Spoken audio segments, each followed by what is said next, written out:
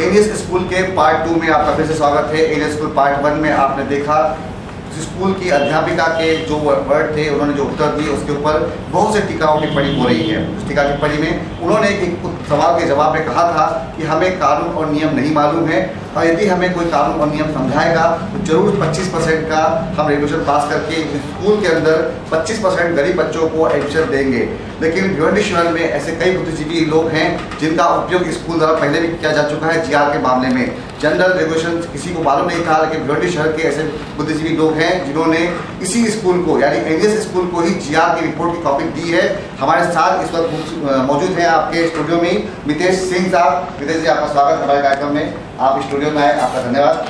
मितेश जी, सबसे बड़ा मुद्दा भिवंडी शहर का अभी जो चल रहा है, एलियस स्कूल का मुद्दा चल रहा है। कल आपने जो रिपोर्ट देखी है, आपने भी कहा है कि पहले आपने जीआर दिया हुआ है, तो ये जीआर क्या है इस स्कूल के लिए? ये गवर्नमेंट की तरफ से सारे, जैसे केंद्र सरकार से कोई रेजोल्यूशन पास करती है तो उसको महाराष्ट्र या अदर स्टेट के लेवल पे गवर्नमेंट उसको अडॉप्ट करती है। तो जैसे ये रेजोल्यूशन एक बनाया जाता है, ये रेजोल्यूशन वो कॉमन होता है सारे स्कूलों या कोई भी कॉमन प्रक्रिया के लिए।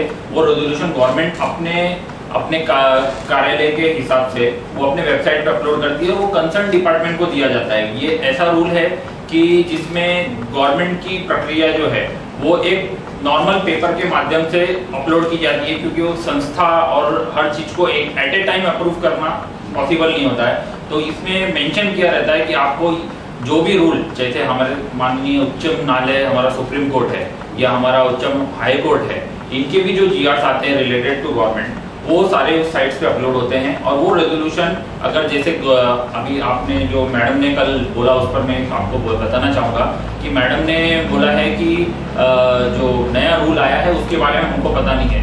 तो मैं आपके चैनल के माध्यम से मैडम को ये बताना चाहूँगा कि सुप्रीम कोर्ट ऑफ इंडिया, जो हमारा उच्चतम न्यायालय है, उनका निर्देश है कि राइट टू एजुकेशन 2009 का जो एक्ट है उसमें संशोधन कर 25% एडमिशन स्कूल में गरीब तबके के बच्चों को देना कंपल्शन है।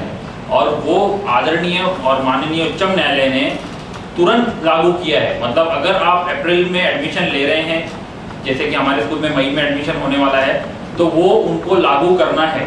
ये स्पष्ट शब्दों में लिखा हुआ है। गए 3 साल से ये नियम लागू नहीं हुआ है सर। ये नियम, ये जो 25% वाला नियम है, ये अभी लागू है। ये अभी मतलब इसी साल अभी सुप्रीम कोर्ट ऑफ इंडिया ने लागू किया है। इससे पहले था, मगर उसमें जो डोनेशन की जो प्रक्रिया है, ये आपके माध्यम से मैं बताना चाहूँगा।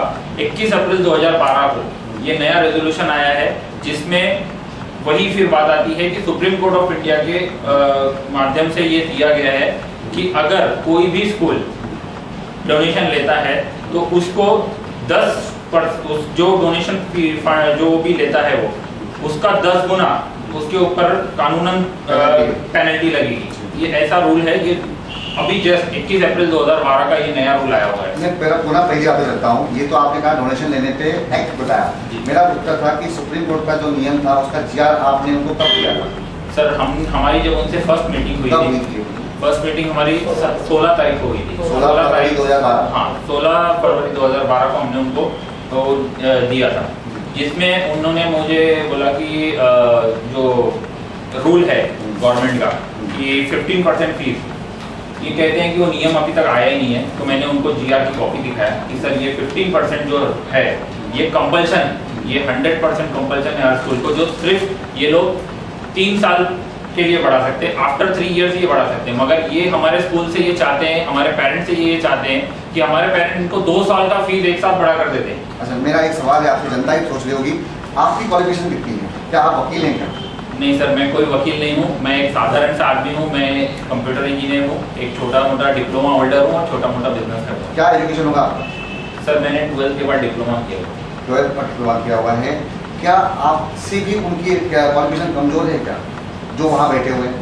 सर, इतनी बड़ी टिप्पणी करना शायद मेरे लिए ठीक नहीं होगा, बट मैं जहाँ तक जानता हूँ कि अगर आदमी पढ़ाई से ही नॉलेज गेन करता तो दुनिया के जितने बड़े बड़े लोग हुए हैं शायद फिर वो होते नहीं, चाहे जितने बड़े साइंटिस्ट हुए। नहीं, मैं आपकी बात को थोड़ा सा यहाँ पे ध्यान दे रहा हूँ। मेरा सवाल था कि जो नॉलेज आपके पास है, आपका कोई स्कूल नहीं चलता, आपका कोई इंस्टीट्यूट नहीं चलता, जो नॉलेज आपके पास है क्या उस विद्यालय चलाने वाले व्यक्ति के पास नहीं होगा?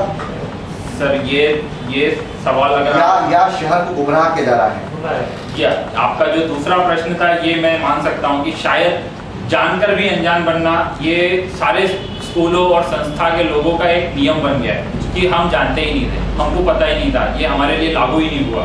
अभी इसी माध्यम से एक और स्कूल का हमारे पास एक आया था कि वहाँ पर तो डायरेक्ट उनके चेयरमैन ने बोला ऐसा रूल ही नहीं है। मतलब हम जानकर भी अनजान, आप महाराष्ट्र के लेवल पे आप काम कर रहे हैं, एक स्कूल चला रहे हैं, संस्था, पहली बात तो आप कोई स्कूल संस्था चलाते हैं तो उसमें नियम ऐसा है, जो सोसाइटी रजिस्ट्रेशन होता है 1980 और 1916 का जो एक्ट है उसमें सीधा ये स्पष्टीकरण से लिखा हुआ है कि it should be non profitable institution.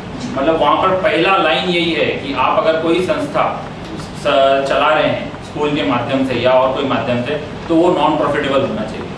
और यहाँ पर आज हम देख रहे हैं कि सारी संस्थाएं जो चल रही हैं वो सिर्फ प्रॉफिट के नियम से